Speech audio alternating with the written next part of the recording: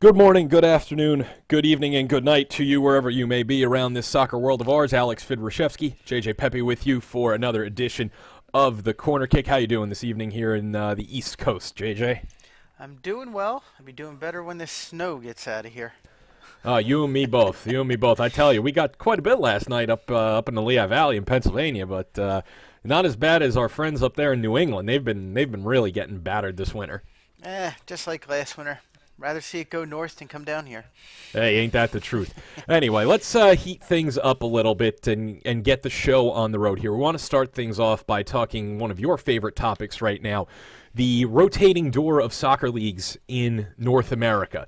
Obviously, the NASL is very troubled right now. They're down to, at last count, it was 4 clubs, and then it looks like now Miami FC will be leaving as well.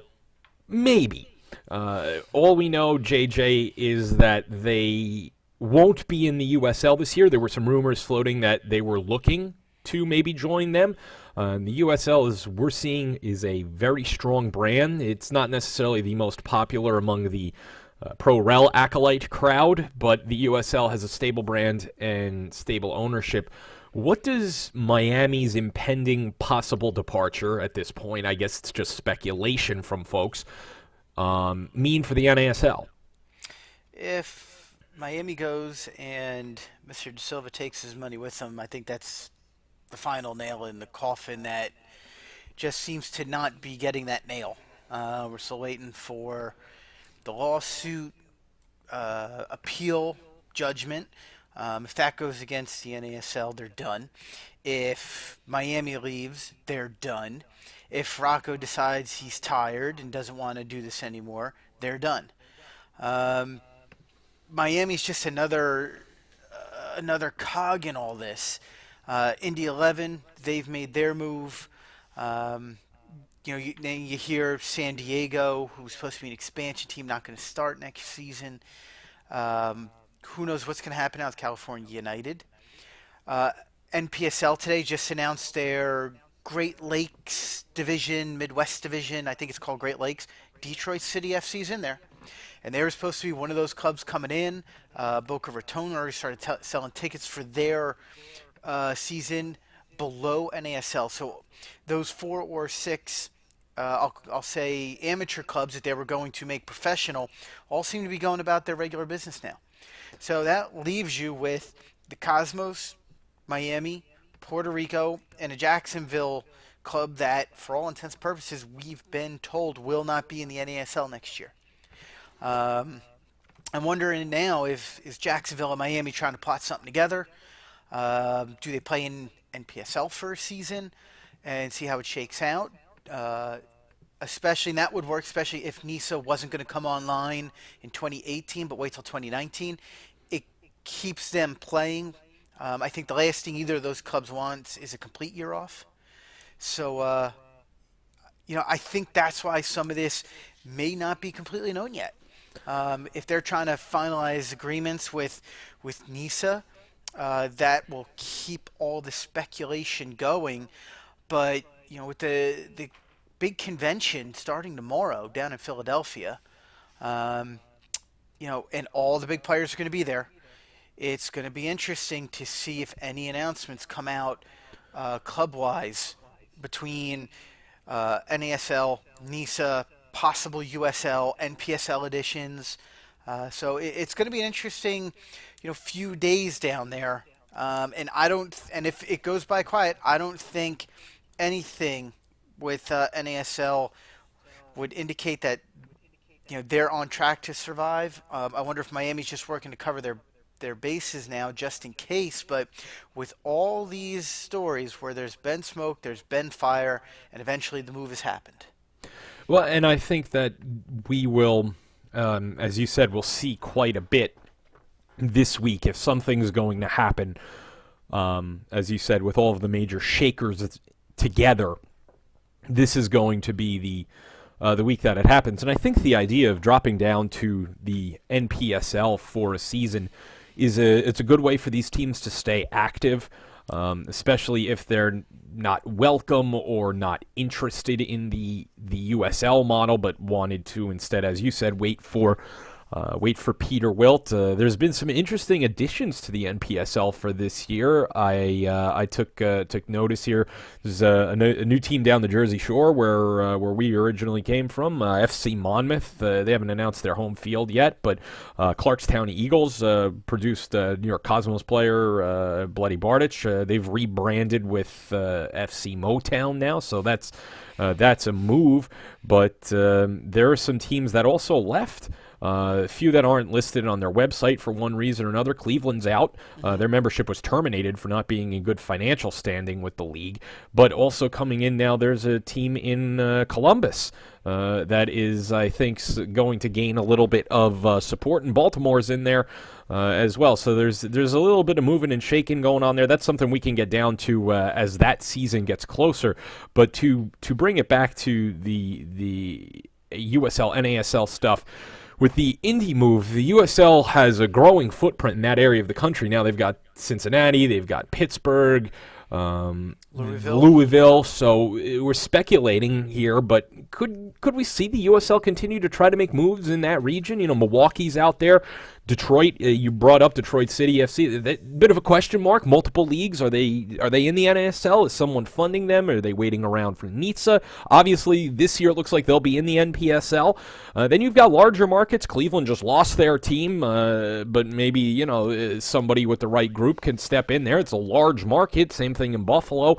But when you look at their expansion and the way the USL has gone about this, it, to me at least, has seemed to be in a much more logical manner than the NASL, with a better marketing strategy, and most importantly, I think it was with better vetting of the ownership groups. At the bottom line of this, at the end of the day, that seems to me to be one of the major dividing lines for these two leagues. Obviously, the NASL wanted to go in a different direction, tried to be more of this, I don't know if you want to call it, I think the fans probably more referred to it as like the rogue league, whereas USL towed the line a little bit better with Major League Soccer and USSF. But at least in my opinion, and if you feel differently or the same, let us know. I feel like the vetting of ownership groups was way better in the USL than it was at the NASL level. I'd agree with that. What really gave USL that bump was when they got into the partnership with MLS. And the clubs, which for a while went away from being, we'll say, affiliate clubs, came back. And then MLS had this push for their reserve sides to have a place to go. They all went to USL, and I think that stabilized any issues that may have been there. It gave they made some front office moves at the league level, which I think really helped. Where, NASL, I mean, let's be honest here, their last, commissioner was a bit of a nightmare. He was a big talker. And the reason why he got let go, and he was with Edmonton for a while, and they brought him in. The reason why he was let go is because he was on, record of saying that they had all these ownership groups that they were talking to, and in reality, they barely had any. They always seemed like they were just after the quick buck, the quick expansion fee, kind of like the old NASL. It's why I continuously, when we speak off camera, refer to them as the most toxic sporting brand in the United States. This is their second go around. It's the same exact thing as the first. Now they're just throwing lawsuits out there, grasping at straws to stay alive. Meanwhile, USL has had a solid plan. I think, without anything being official, I'd be surprised if MLS wasn't helping them.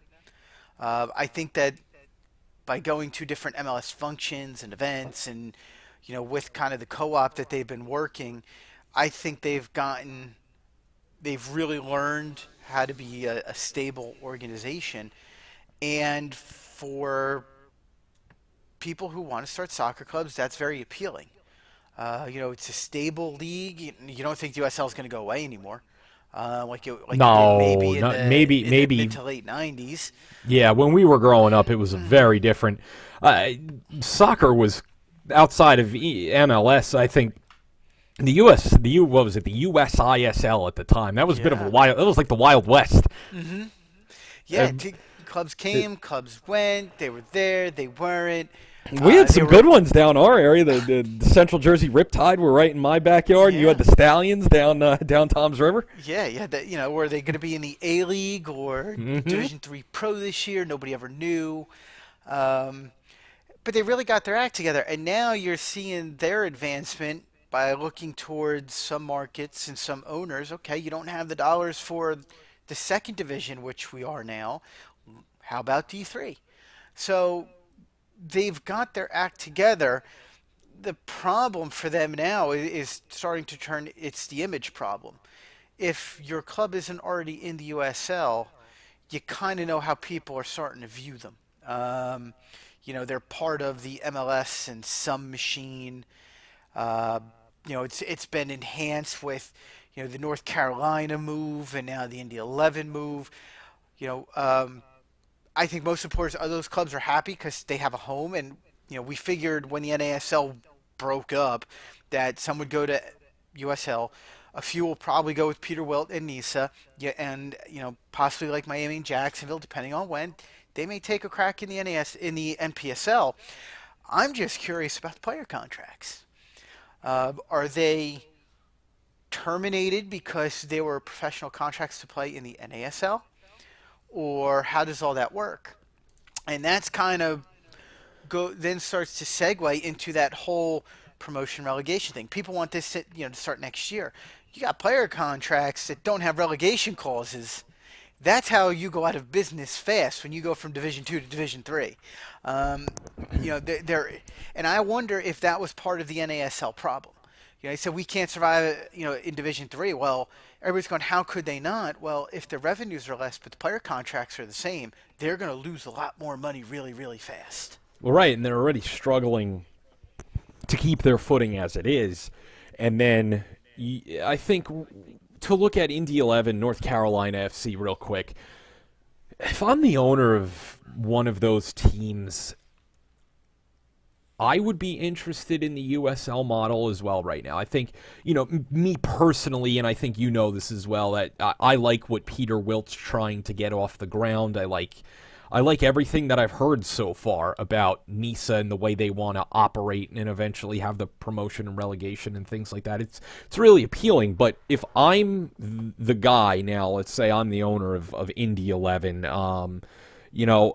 I have to think of it as a business, and business-wise, if I'm averaging $8,000 a game in the NASL in a league that may not happen the next year, but there's another league that's very stable and it's growing, and I can join in, and my travel will be significantly less because I won't have to worry about flights to Puerto Rico and Edmonton. I'm going to be playing in the Eastern Conference, so how far is my farthest travel going to be? From Indianapolis, maybe to Ottawa or Atlanta, Tampa Bay. That's not as bad as taking that extra couple of flights a year to Edmonton. And theoretically, could you bust to Cincinnati and Louisville? Probably. Mm-hmm. So I think from a financial standpoint, it's good. I think the proximity for Indy 11 is nice because you could get some traveling fans now for road games. I think Cincinnati will shoot up there. That's not a far trip. And I think you could see the same from Louisville and even for North Carolina FC. You have the Charleston Battery, Charlotte Independence, Richmond Kickers, are not that far away from them either. I think it's a good move for both of them, at least in the short term, to make that change. And you said it best. We've talked about the NASL being this kind of toxic brand at the time that nobody wants to touch. And it's apparent that even those involved inside the league, the franchisees, the club owners, I don't know what we're calling them at this point, even they don't want to be a part of it, it seems. Edmonton is out. Indy is now out. North Carolina out. Looks like Jacksonville is out. Miami. Everybody's jumping ship. The Titanic is going down, and there's not many life rafts left. And I think when you look at the expansion, even this year in the USL, you've got Fresno coming in, which is a nice market in California. Nashville, that's the prep for obviously what's to come down there in Major League Soccer. But from what it sounds like, Nashville SC's, they're not planning on going away. And then Las Vegas is in there. I'm not a big fan of Las Vegas Lights FC as the team name, but the idea of a club in Vegas is it makes sense. That's a growing large market, and it's I think it's a good thing. And Atlanta's jumping in with their reserves. You lose Orlando, Rochester, and Vancouver, but two of them are kind of reserve sides in MLS markets anyway, so it's not really necessarily a big loss. And Rochester, I think we knew was on a lifeline for a couple of years. And they're technically on hiatus, so they may return, but from what it sounds like, at least at this point, that's a long shot. Yeah, amazing. What was it, 12, 15 years ago, everybody wanted Rochester and MLS, and look at them now. One of those sad stories, but I think the only question a club like an Indy or North Carolina asked themselves was, is it worth the entry fee? Because I think it's a couple $1,000,000 compared to NASL, but I think for a lot of these owners now, you're seeing some deeper pockets. Part of that is because of the standards U.S. Soccer put in, so I think that's helping USL reach, the some of these clubs that maybe would have been more reluctant a couple years ago. It's better owners, more stability, and it's going to be interesting how this finishes up. NASL came out 2 weeks ago and announced that they were going to play the European schedule. What a great European move schedule this is for us. Well, yes. You kind of had no choice because there's no way you were going to start in March. No. And I still question, even if they win the lawsuit, it's the Cosmos, it's Miami. Who else is there?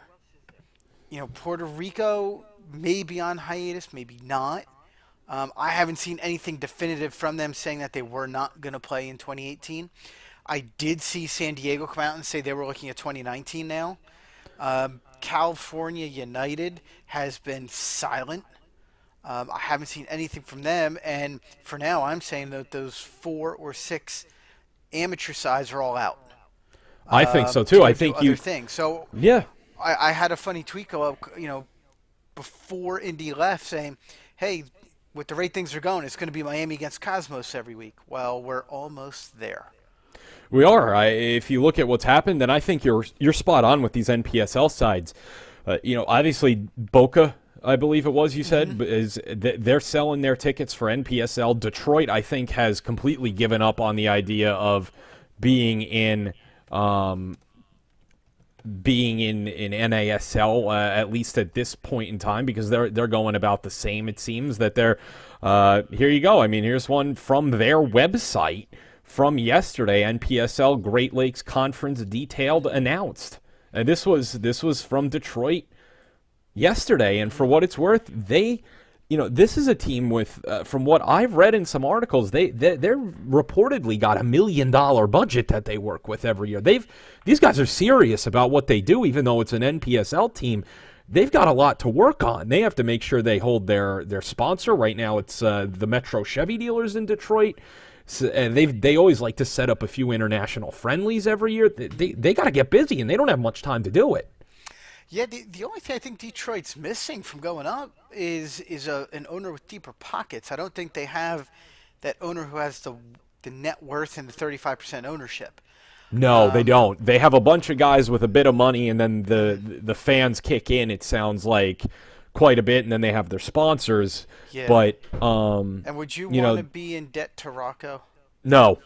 I would, and that's why I think for some of these clubs, this could turn out to be a blessing in disguise, because you do not want to be in debt to him. Because what happens in 3 years when you're tired of him and you want to leave? What happens? Well, right, and then how much has been given to you. And then he's going to expect to take that back out of the club.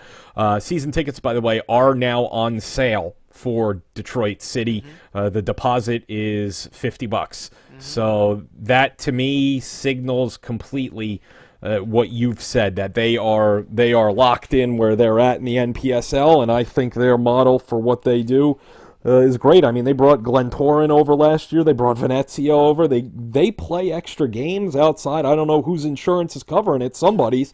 Must be theirs, I'd imagine, if they're hosting these matches. But they give those fans something to get excited about up in the Motor City. You want to talk about expansion a little bit before we take our first break. Let's talk about Major League Soccer. Obviously, Nashville is in, and then the question is, what's the latest on the second team joining MLS? I know you said there might be some news coming up, but now it looks like that there's a bit of a delay.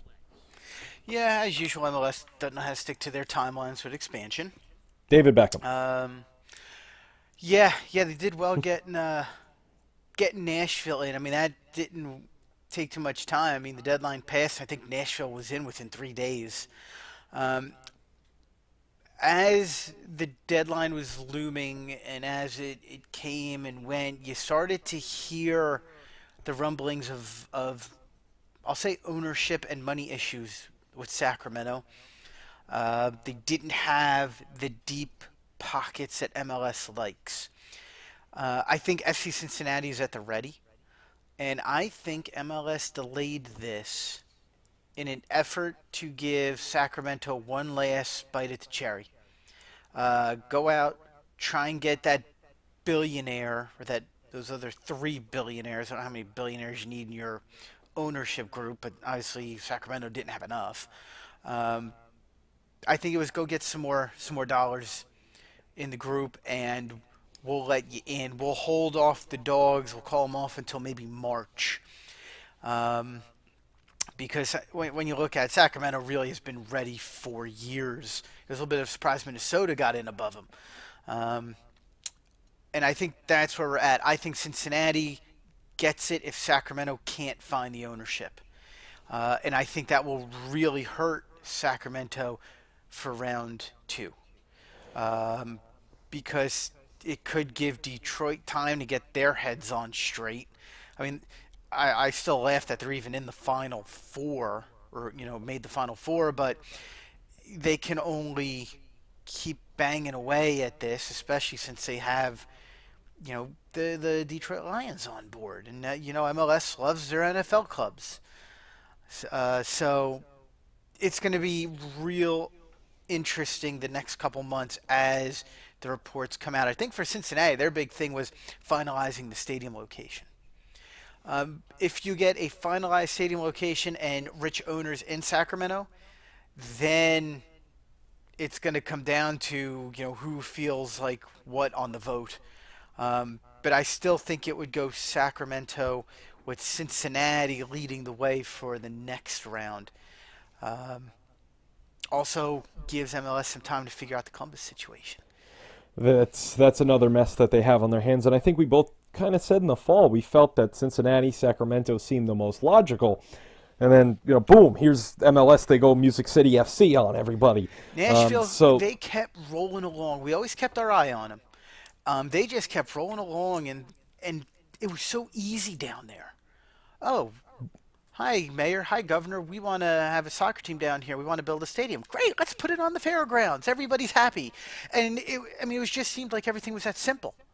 I think Cincinnati, they ran into some trouble. Yeah, they ran into a little bit, but not enough to derail it. No. But Nashville just kept chugging. Even the last-minute lawsuit, that went away real fast, too. It was almost like it was in the cards for them. I think MLS liked the Tennessee option because it is another gateway to the South. You have Atlanta, you have Orlando, but they're another one that'll help feed that, and being a little bit more west too, that could become very helpful for them as they look, to be, I'll say, a little more nationwide. Big on the coast, but you lost a few pockets in there, and I think Nashville fills that. My biggest worry for them is what are they going to name this team? I can see them ruining that really fast. I'm not even going to start on that. I got one for you in the what's the next move column here. We talked. Is it Sacramento?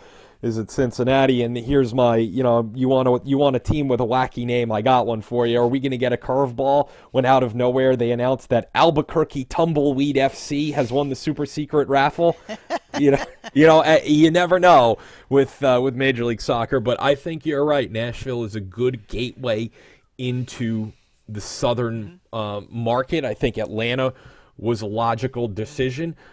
Nashville, now you're starting to push SEC country a little bit. You're starting to push on the football doors, in the South. Orlando maybe not so much, but Atlanta for sure. I mean, you're walking into Georgia Bulldog country down there, and they were able to get the Falcons on board. That really helped them. And then Nashville. I mean, you're in the heart of UT country. That's Volunteers down there, and I think you start making some soccer inroads into those markets. When everybody talks about underserved soccer populations in America, they focus on Los Angeles. They focus on Newark, New Jersey. They focus on the Bronx.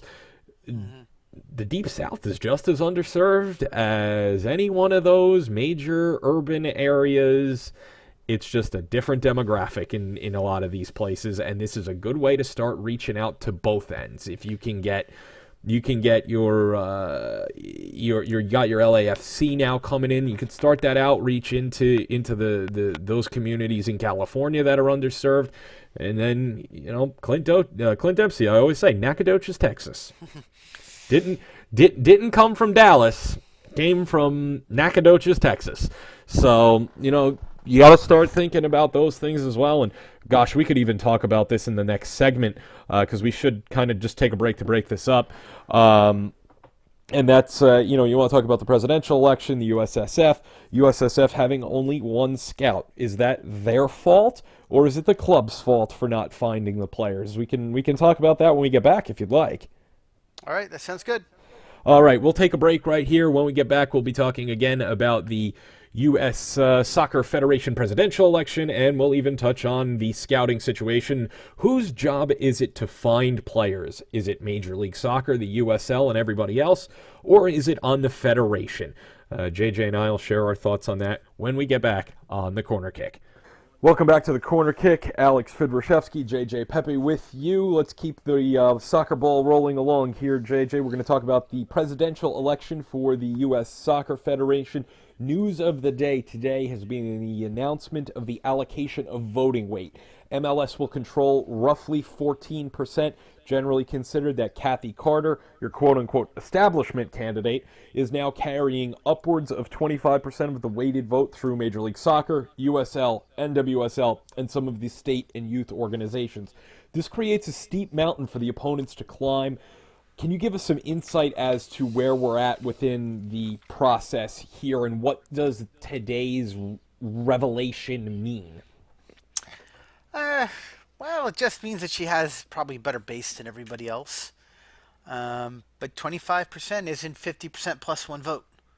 And I think that's important. I think she needs to be significantly close to that number to try and get over the top. This is one of those where they can just keep voting and voting and voting and voting and voting for the same people, and the election never ends. I think Winalda and Caligiuri have formed some kind of alliance. UPSL throws their weight behind Caligiuri, but there's a forum down at the coaches convention in Philly that feature both. So I think you're seeing some synergies there. I think a lot of what you're hearing is Kathy Carter is one end of the spectrum and Winalda is the other, and everybody else falls somewhere in between. I don't know if I go that far because I think too many people bought into fear-mongering with Winalda, thinking he's going to burn down the castle, but he's not. I think that has played a part into that perception. But yeah, Kathy Carter has a good base to build from. But I still think there's enough out there to keep her from getting it. Hope Solo has been absolutely silent since she was included in the group of 8. I haven't heard one thing from her um, since then. Caligari, again, very quiet. You found out Carlos Stair missed the deadline to get a session at the convention. The current U.S. Soccer vice president, so he's not speaking down there. Not a good look. No, talking about a major dropping of the ball, he probably lost people with that. And I'm not talking about lost the opportunity to pick up people. I think he lost people who were in his camp. That just shows an incompetency that goes beyond almost anything. I mean, if you're in the soccer business in this country, you know that the convention is in Philadelphia. You know the dates. And if you know you're running in September, you know you're working on getting a session straight away. And I almost said NSCA, but now USC, they're not going to make room for him. Winalda, it sounds like, well, he's actually said that he's being bankrolled by Miami FC owner. So that's how he's getting around a bit. Kyle Martino has a couple backers. He didn't disclose them all. To me, he's still a bit interesting. He came out with his, I'll say, manifesto. I wasn't very impressed. I think he's got a few things that are as out there as Kathy Carter wanting to make soccer more popular than the NFL in her 8-year term if she was elected, twice. So I think there's some foolishness there. Kyle's hitting that, if you're going to be an MLS expansion team, you have to have a women's league team. Well, Kyle, you miss one, you're not going to just force somebody to do something. And second is MLS expansion is almost done. We're going to stop at 28, they say. Well, guess what? They're 3 away. And by the time you're elected, a month later, they'll be 2 away. So you missed that boat. I think there's some holes in what he has. I like how he put this kind of ambassador program out there, and he attached some big names to it. Don't know if he spoke to them all, though. So that'll be interesting. If somebody comes out and says, well, I don't want to have anything to do with what Kyle Martino's put together. I don't know why my name's on it. But the idea is good to an extent, but I'm just not sold on his master's degree in soccer or his PhD or whatever he said he had. I believe he claimed he had a PhD in soccer. I'm yet to find the university anywhere on earth that offers that, but he's got one. I do agree with you on the almost ridiculousness of the mandate that an MLS expansion side now, this late in the game, would have to then take the, let's face it, take the hit financially of fielding a women's side. If you didn't do that from the get-go, good luck getting these owners to do it now. If they're fighting the players' union on raising the minimum salary to a livable New York wage, because let's face it, $55K means you can pay your rent and do nothing else in New York these days. What makes Kyle Martino believe that they're going to be willing to bankroll another $2 million in salary or $1 million in salary for a women's team and then travel them across the country without any real return in the stands? Yes, the Portland, the Thorns are wildly popular. Portland is an anomaly as opposed to the rule. And I think that that's one of the things that's out there for him. The idea that MLS or soccer in America will overtake the NFL in the next 8 years. Whatever you're taking, I'd like some of that. But let's face it, that's not going to happen. As far as Winalda goes, I think that he's the people's choice, if you will. And I think you make a good point. He's not going to be able to walk in and blow up soccer in the United States if he is elected president of the USSF. There are so many moving parts to this organization that the president is not always going to get what they want. It's a very important position, but there are still the business aspects that you have to get to.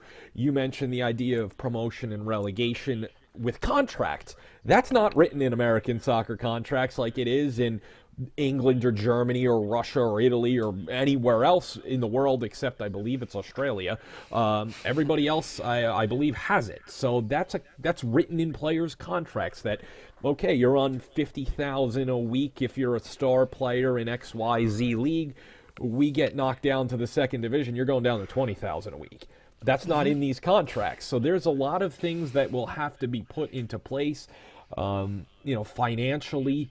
For sponsorships, that's not written in sponsorship contracts. Hey, if we go down, your number goes from $1 million to 500,000. That's not in there. So there's a lot that will have to be done on that end. So for all the people, and I like what Wynalda's had to say so far, but for all the people that think Eric Wynalda's going to walk in, with a hand grenade, throw it in the closet, and just let the pieces fall out and start, building a new wall.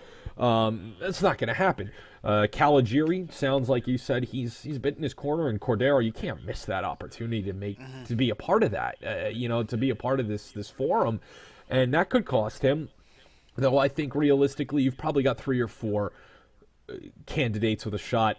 Hope Solo, like you said, there's not much going on there, but I think there's a fear for fans that if Kathy Carter wins, nothing changes. And I think that it's probably safe to say that if Kathy Carter wins, it's going to be the status quo, much to the dismay of your pro-Rel crowd on Twitter. But even if Wynalda wins, how much will change within the first 4 years? He might accomplish 1 or 2 things, but I don't think that you're going to get the big ticket items for quite some time, even if they start the ball rolling on this.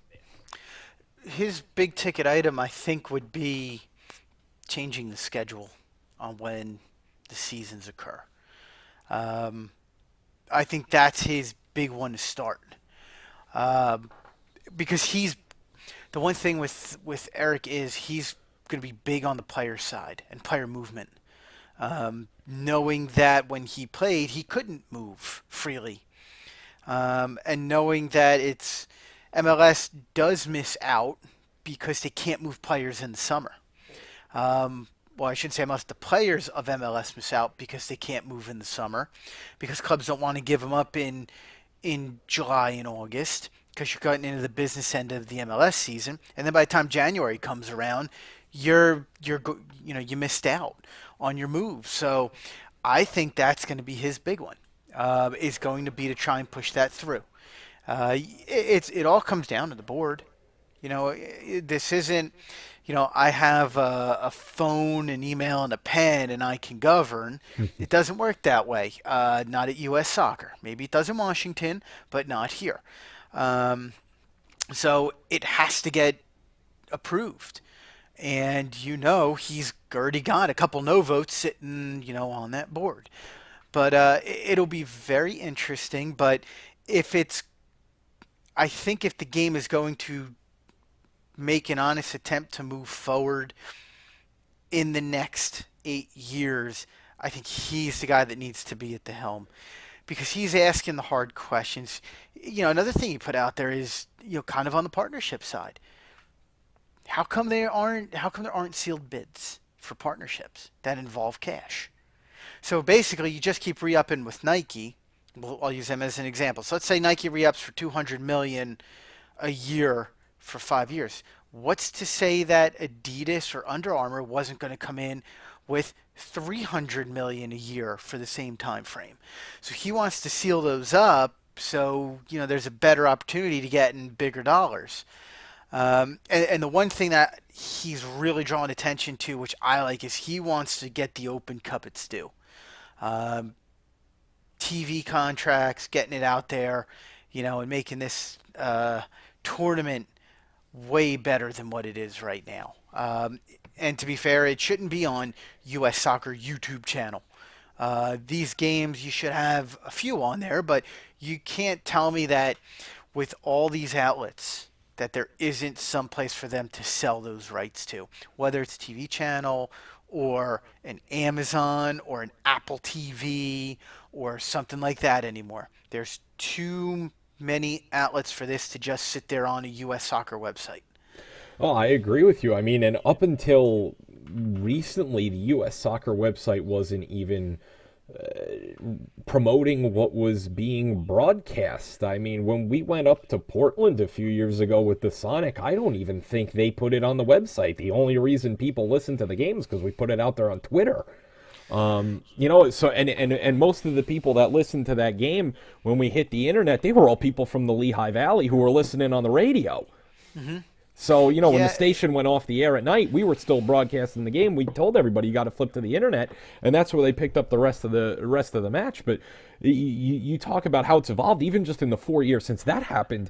The demand for soccer consumption in this country is exploding, and you can't, as you said, you can't tell me there isn't an entity somewhere that doesn't think the Open Cup can be a profitable thing for them. I agree. It's just I think the regular TV channels struggle because you don't get Cincinnati against Chicago, every round. Right. So I think that's a little bit of the concern. That's why I think you could have 2 or 3 levels here. I think the early rounds could be on an Amazon or an Apple or some internet streaming thing, then or Facebook pays for some of it, and then your later rounds, I could see an ESPN or somebody jumping on, or Fox or an NBC. I think that's reasonable. You Yeah. get to maybe the quarterfinal round, and now you start to see the bigger networks getting involved, or maybe even in the round of 16, you start to get some more intriguing matchups. That's where you can start to see your Cincinnati against Chicago and things like that. But As soon as you can there's a get way. into the giant killing, once the MLS clubs come in, that's the round that would definitely be on the bigger channels. It's those early rounds. Are they going to want to broadcast something from high school? No, right. I mean, That's or- not going to or- have a good look on television. Yeah, or from was it Albright? Is that where Reading United played the Cosmos? Yes, it is. So those are great web matches. Don't get me wrong; they could make good television matches. I mean, let's be fair. We would sit here and watch Fleetwood against Leicester, at Fleetwood all day. So it would take some time for that, I think, but done right, done properly at the right facility. Especially if it's a smaller, D1 college facility, you might be able to spin TV for an early round match there. Otherwise, I think that goes to the web. Well, I think it's something to look forward to with the candidacy of Eric Winalda for the fans. If you're a player, I think you have to like what he is suggesting about the reasoning to move the schedule to the, if you want to call it the international calendar, the FIFA calendar, the European calendar, whatever you want to call it. As a player, you have to like the idea of increased opportunity for movement, and I think you're right. You see that MLS players, it's hard to get those moves out because not only maybe your team's asking for a little bit too much. I think what you're also seeing, as you said, do you want to give up a player in the middle of your season in July? And then you hold on to the guy. Well, there's no demand for him in January anymore because there's a team that whatever, pick a club in Europe or Mexico, wherever it is, that comes to MLS and says we want player X, and they say, well, come back in January, and they go, okay, we're going to Argentina for player Y, bye, and then you never hear from them again. So that player is now stuck. But that's something that I think will be intriguing.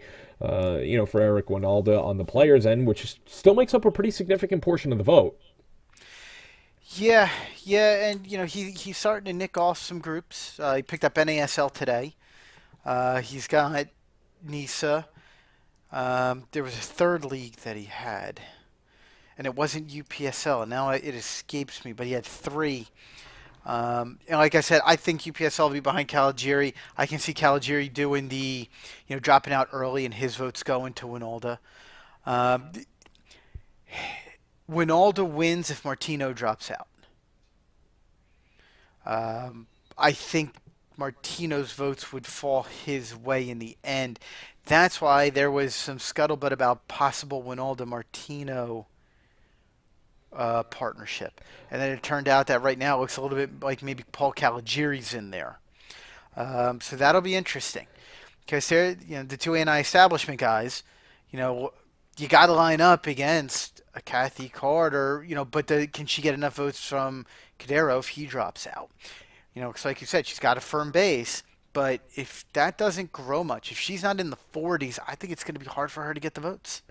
Well, and I think you made a really good point right there. Martino, Caligiuri, Winalda, they're going to have to collapse around one of them and come together where two of them will step aside and say, okay, if it's Eric that's the guy, or Kyle, they'll say, okay, this is our anti-establishment candidate, and we're going to gather around this one guy, and we're going to tell all of our delegates, nope, you know what, it's for the betterment of the game, vote for Eric, vote for Kyle, we're going to step aside. And they're gonna carry as much of our agenda as they possibly could. It'll be interesting to follow this out over the course of the next couple of weeks, and I'm sure we'll have more to talk about next week. As it gets closer. And if you don't mind, let's as that clock runs along, keep it moving. Wanted to brought up last segment. This wasn't even on our radar for the show for this week. The scouting issue. The USSF has only one full-time scout. This was revealed by, I believe it was Thomas Rongen last week, and that has sparked a debate about who's responsible for scouting young soccer players in the United States. Is it the federation who's responsible, or is it the individual organizations, your clubs, your franchises, whatever you want to call them? Because I know that there's a big debate even on that right now. Now, personally, I'm a bit disgusted that for a surplus of, $100 million that the USSF, that they only have one scout for the national setup. That's a problem. We probably should have more than one to keep maintaining relationships, keep an eye on national team products. However, for me, the true depth of scouting, it has to lie at the club level. It is not the job of the U.S. Soccer Federation to go find players for MLS and for the rest of the system. MLS, USL, you want to NASL, they're not gone yet. NPSL, NISA, whoever it is their job to go out and identify young players, develop them into professionals, and then have your elite of the elite available for the national team. I don't think that at the end of the day, it should be the responsibility of the U.S. Soccer Federation to identify a 12-year-old in Southern California or in the Jersey Shore with their one scout to say, yep, we need to make sure that this is a kid in the system. There's Red Bull New York, there's New York City FC, there's the Philadelphia Union. That's their job through their academies to develop these kids. Yeah, and all this blew up because U.S. lost Jonathan Gonzalez to Mexico. He wanted to make his one-time switch and go play for Mexico, and because it was Mexico, everybody lost their minds. Well, there were a few other players that didn't play for the United States who could have. Giuseppe Rossi, Nevin Sabatic, and the U.S. kept plugging along. It highlighted the scouting issue. For me, it belongs with the clubs as well. U.S. Soccer Scouts should be going to the different club events to look at players that they were called about. That's how the scouting systems work. Somebody has a player, they call another club or the pro club, hey, I saw this kid, he's really good, the pro club comes in, we want him, they take him, and then they bring him up through the ranks, and then he's at the development academy event, and then he's seen there, now he's 15 years old, and off he goes to the U15 national team. That's how it's supposed to work. It's the scouting now is like how the IMG setup was 25 years ago. U.S. Soccer was responsible for trying to identify and develop the top talent in the country, and there were 30 players or 35 players, and that was it. Then MLS came in, now you got all these youth clubs and development academy clubs. So U.S. Soccer says, okay, we're out of that. Now it's, oh my gosh, you only have one scout, and that's why we lost Jonathan Gonzalez. No, you lost Jonathan Gonzalez not because a phone call wasn't made to him. You lost him in October when that final whistle blew down in Trinidad, and you weren't going to the World Cup. It's funny how all these things point back to you couldn't get a draw in Trinidad against their B team. Yeah, and if he really did go to Mexico because he didn't get a phone call for a meaningless friendly in November, good riddance. You don't need to be kissing a 17-year-old or 18-year-old's backside like that, because he's going to be a problem the whole way through. I'd be surprised now if he wasn't in the World Cup squad. I think that was thrown out there for him. So that'll be interesting to see. But if he doesn't get in the World Cup side for Mexico, then what? It'll get real interesting real fast, keeping an eye on his career if that doesn't pan out, in the next 6 months. But, listen, does U.S. Soccer need more scouts? Yes, they need more full-time scouts.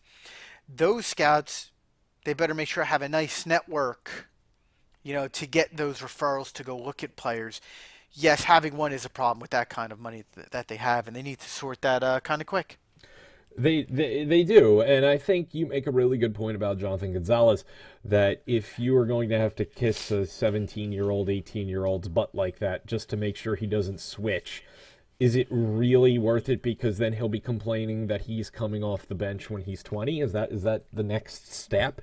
And as far as the switch to Mexico, this is more complicated, like you just alluded to, than I think a lot of fans are even saying. Yes, he has broken through with Monterrey, and he is a very, very good prospect.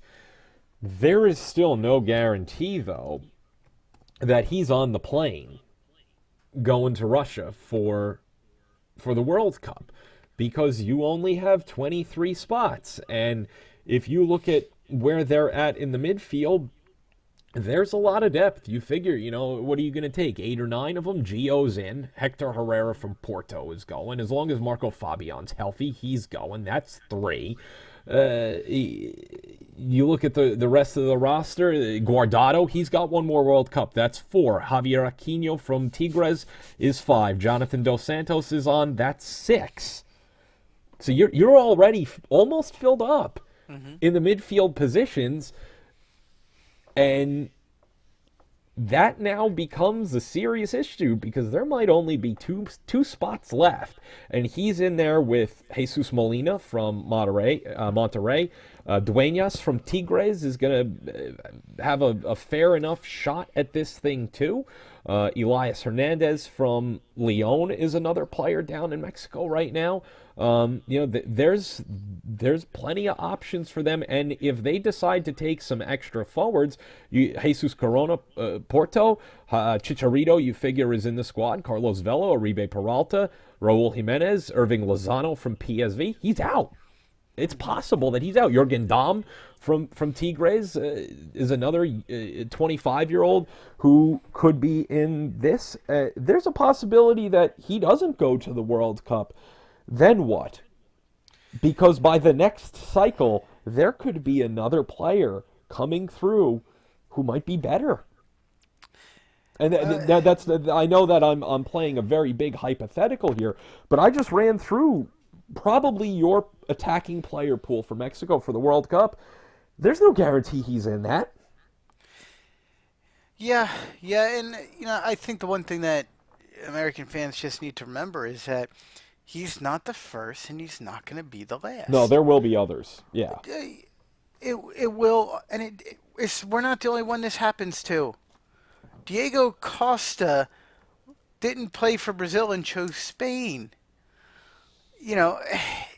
So you see a lot of this. Camoranesi picked Italy over Argentina. You're seeing this more and more now. because you have that one-time switch available. So you can test the waters with one. If it doesn't work out, you go to the other. It's just kind of how it is. We'll lose a few more players, and we're going to gain some. So you can't lose your mind every time you lose one player.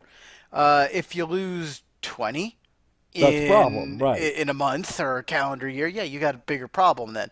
But, he's one guy in a generation of players that I think is really going to move the needle for our national team. Well, I think because when you're looking at the guys in Europe already who are already over there testing themselves or playing, Pulisic just lost his name for Schalke. Weston McKinney. You still have a few others that are starting to head out. It's the Landon Donovan age is over.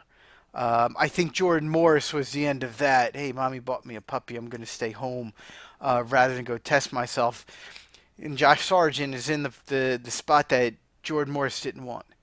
And he's already scoring goals for the reserve side. So you're going to see him probably playing for Werder Bremen next 1 to 2 seasons on the first team. So I'm comfortable with what we got. Would have been nice to have him, absolutely. But we don't. So you move on. Well, and I think you make a really good point there. That age group right now for the United States is one of the strongest we've ever had. You've got the guys you mentioned. Haji Wright is also at Schalke, still, I believe, a teenager. Mm-hmm. You've got Tim Weah, who is lightning in a bottle. He's one of the most electric players I've seen come through in quite some time. He's in the PSG system. Mm-hmm. Even looking at home right now, Justin Glad is, I believe, just turned 20, solid center back. Out there in Salt Lake, he's got a European future ahead of him. Tyler Adams, it's just a matter of time. And then, especially with you look at what's going on with the New York Red Bulls right now, Ben Mines, next man up. Yeah. As far as, who's the next mega prospect to come through. You had Matt Miazga, moved him. Tyler Adams, he's going, whether it's this year or next year, he's gone. And then Ben Mines is what's he, still 17? He's going to step into that spot. There's plenty of talent available. Where, is it disappointing? I'm with you. I'm disappointed that we lost Jonathan Gonzalez, that we couldn't get somebody down there just to check in every once in a while and say, hey, what's going on, man? But he made his decision. He's got to live with it. And there are 10 other attacking midfielders that can fill a void. Yep. Yeah. No, and, I think this will be forgotten in a year's time, and then every once in a while when he pops up and has a good game against us, everybody will remember. But, the key is to work hard to keep the next best player from wanting to go play for Mexico. All right. But it's going to take time. We enter into now the last couple minutes, just some quick shots on MLS transfers, and we'll wrap up the show. Things are heating up the offseason. Obviously, everybody's starting to build their rosters in Major League Soccer for the 2018 season. The latest in the rumor column has the Columbus Crew shopping winger Justin Meram. Portland, DC, Vancouver are the frontrunners for his services. Each of them seem to have a need. The Timbers lost Darlington Nagbe. Looks like Gonzalo Verón won't be playing for DC United. An offer came from Argentina for him. DC probably won't be worse for the wear because of that. But if they could pick up a Justin Meram to fill that hole, it's a nice move. And he's not the only one, JJ, you talked about before the show. Not the only one in Columbus who's looking to force a move. Yeah, Kamara's looking to get out of there. For a while, Colorado Rapids were the front runner, and they thought the deal was almost done. And then it turns out that he doesn't want to go to Denver. He wants to play on one of the coasts, which means he's probably looking to force a move to either New York City FC or to one of the two LA sides. Because, if he's looking for a bigger club on one of the coasts, those are the three. You're not going to be talking San Jose. You're not going to be talking New England. Possibly the Red Bulls. Just being across the Hudson there. But I'm just thinking, he's thinking Yankee Stadium, StubHub, or the new LA ground. So, LA ground, yeah. I can't think of it. So bank of somebody. There's also there's also interest from La Liga, apparently. They haven't named the club yet, but there's a team in Spain that's interested in in possibly bringing him over. And I think if some of the rumors out of the Red Bull camp come through, Ignacio Pusetto is a Huracan striker. He's Alejandro Romero's teammate. Still waiting on Kaku Gamara to have the deal finalized. They put in a bid for supposedly $6.3 million. The rumor now coming out of Class International in Argentina is that Pusetto would be $11 million, also 22 years old, young player. We'll have to follow that and see what happens as Jesse Marsch is doubling and tripling down on the youth movement. It seems anyone over 30 is fair trade bait for the New York Red Bulls this offseason. I don't think that's necessarily all Jesse Marsch. That is Red Bull global football philosophy, and they have to abide by it. They're trying here what worked for Leipzig, and they're trying to do it here. And that's all well and good. So, but the moves have to pay off. They're a little more risky here. But having said that, it's not like they're putting up 500 grand or 600 grand for a player. When you start getting into mid 6 to 7 figure transfer fees, you're probably looking at a player that should do the business. Look at what Atlanta did. They put out some decent dollars, and everybody was in disbelief. And look what that team did down there. So I think the Red Bulls are trying to piggyback on that a little bit a year later with their enforced youth movement and having to go this route. But at least, hey, they're looking to splash a little cash, which I think is important compared to the last year or two for them. Well, I think fans should be encouraged by that. Yes, these aren't necessarily the names that I think fans have gotten used to under Red Bull, where it was Thierry Henry, Jim Cahill, Rafa Marquez, et cetera, et cetera, et cetera. But these are young players with sell-on value, and you said, too, you're trying to do the work for Leipzig or maybe even for Salzburg. You bring one of these guys in, they pan out in MLS, you keep them in the family, and, give them the next jump. It's certainly something that's possible. But I think that'll be a good development to watch. They're talking about the second transfer being in the summer, whereas Gamara will be coming in now, supposedly, if they get the deal done. But we'll have to watch that on the Red Bull front. Real quick, Salt Lake got in today. They signed veteran defender Sean Barry. He's played in primarily the second and third divisions of Austria and Germany. Just left a team in Poland, Korona Kielce. Got a couple appearances early and then lost his starting spot. He's a bench warmer. He can play a couple of different positions. That should give Mike Petke some cover in the back. The big one, though, for me that I wanted to touch on before we were done was that fans should take notice of what unfolds over the next, I would say, 48 to 72 hours out of Bulgaria. The Colorado Rapids have been linked through the MLS website, naturally, of course, to Romanian national team striker Claudiu Caseru. 31-year-old, he's been in Champions League, Europa League with both Steaua Bucharest and now with his current club, Ludogorets Razgrad. I say watch this because there's some smoke here. I had mentioned this to you before we started the show. Reports broke this afternoon out of Poland that Zagłębie Lubin have come to an agreement with Ludogorets for their star striker, Jakub Świerczuk. He's got 16 goals on the season. He had a release clause in his contract, €800,000, and the report is that Ludogorets is going to trigger the release clause for him. That's where, for me, there could be some fire to this smoke on the report of Caseru being on his way to MLS.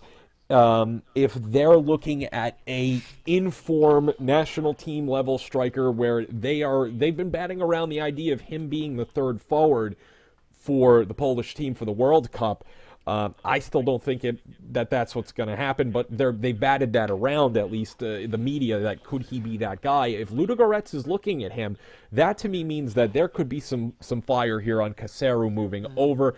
It's the second thing in a week involving Zagłębie to Major League Soccer. There was a rumor floated that Philly was making a push for center back Jarosław Jak. That was until Sampdoria offered €2 million, and then Philly went away. But that was to be expected. But I think it'll be a busy but profitable window for the Polish side. The result could be Caseru in Colorado. And just to touch on Philly, remember off season and Sugarman comes out and you hear, oh, we're going to spend money on players. The only thing Philly's trying to manufacture right now is to trade into the first round of the college draft. That's a club that has to really be careful. They've got a bunch of unhappy supporters. They have a subpar side that could be getting worse. If they don't start splashing cash, those seats down in Chester, you're going to see more blue and blue and blue in those, at those games. This would have been a prime opportunity to prove that commitment. Get into the war with Sampdoria. See if you could push them to 2.5 if they walk away. But, it was Philly that went off the table when Sampdoria and Ingolstadt also came in. I didn't mention that. I had that on my notes here. Ingolstadt came in with an offer as well, second Bundesliga side, trying to get back up.